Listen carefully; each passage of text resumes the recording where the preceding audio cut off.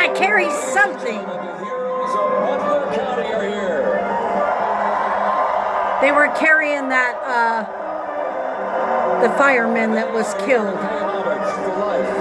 Selfless community service and sacrifice of Corey Comparatori. That's the one that was shot and killed. 10-year U.S. Army Reserve veteran and past fire chief to the Buffalo Township Volunteer Fire Company. Isn't that beautiful? Died during the assassination attempt. Yes, he did. Of President Trump in Butler, Pennsylvania, July 13th. They're tired, Mama.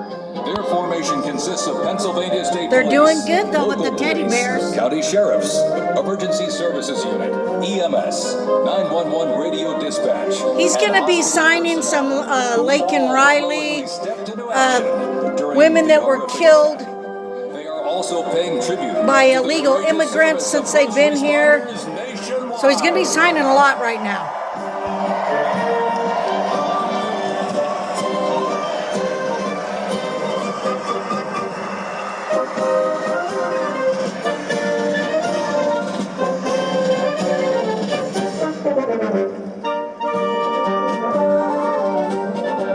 I wish I'd show how many people are in there. She's kept that hat on all day in the wind. I thought it was going to blow off. Fashion's back in the White House.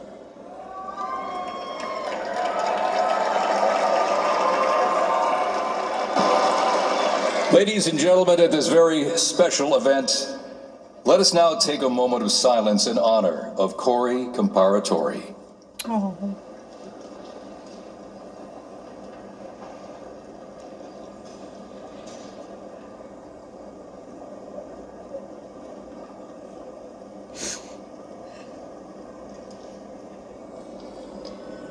Thank you very much, ladies and gentlemen.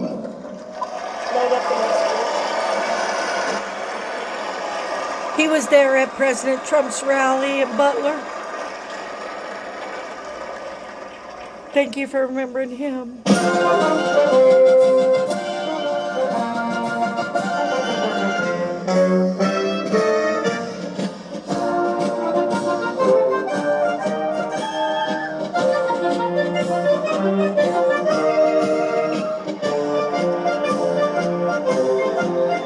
What do you think, everybody? Some people aren't into this stuff, but I sure am. And the show must go on, even though it is inside. This is not the inaugural parade that you're used to, but because of the weather, it has moved indoors. And so they're at Capital One Arena, just not too far from the White House here. And Jesse, you mentioned that as we look around the room, that it's like a State of the Union almost, because you have different representations of people, including the citizens and the civilians and the first responders of Butler County, where President Trump took the bullet. Yeah, you had Corey's jacket there being paraded through, and as you mentioned saw that, just now, Jesse. they have some of the hostage families there in yellow. Oh. They have all the symbolism of a State of the Union, where they use individuals to make a point, and maybe people around the table don't like the British pomp and circumstance looking this way, but I love the lineage that we can tie back to the British with the royal red and the beautiful orchestra we heard throughout the day. Melania looks incredible. Yep. I think I speak for all Americans, probably one of the most unifying things I've ever said. The hat, I can't get over the hat. I'm talking about the hat too. I just can't stop looking at it. What does the hat mean? It is a tribute to the late great actor Lee Van Cleef. Well, I'm going to believe that because the hat is on fire. Barron, it must be said, the camera loves Barron. There's a mystery to Barron because you don't see him a lot and he doesn't express himself a lot. But there's something about him that makes me think he has a lot in common with his father. And he might step into a leadership role if he wants to, maybe not. The JD factor, the youth. Yeah. It looks like he needed a little help wrangling the kids at one point, but I just love the fact that the kids are there and it breathes new life into the American political system when you have a young vice president like that with his Well, family. children bring joy no matter where they go or where they are, and so that is also going to be fun to watch them. And Usha Vance seems like a very cheerful I love person Dana. and a great mother too, and a brilliant lawyer. Speaking of lawyers, we have two at the table, but we have three who play ones on TV. That would be us. At 11:41 today, Judge, Joe Biden pardoned many of his family members, preemptive pardons. This is in addition to all the other pardons he had done around 11 a.m. And it's my contention, my belief that President Trump didn't know about these because they announced them after he had already walked into the rotunda. And it is quite brazen. And I think Democrats are going to have a hard time answering it. So let's start with you, and then we'll see how Harold does.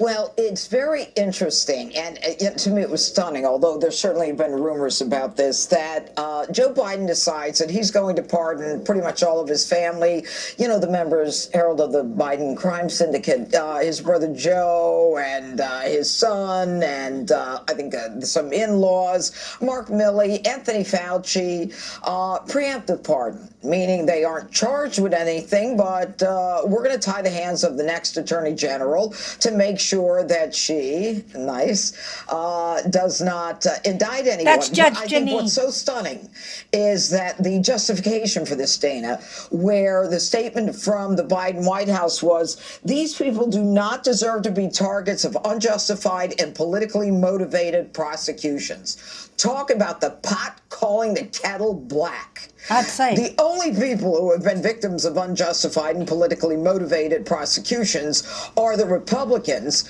who have suffered at the hands of a weaponized Biden Justice Department. And they then add that these pardons shouldn't be mistaken as an acknowledgement that they've engaged in any wrongdoing.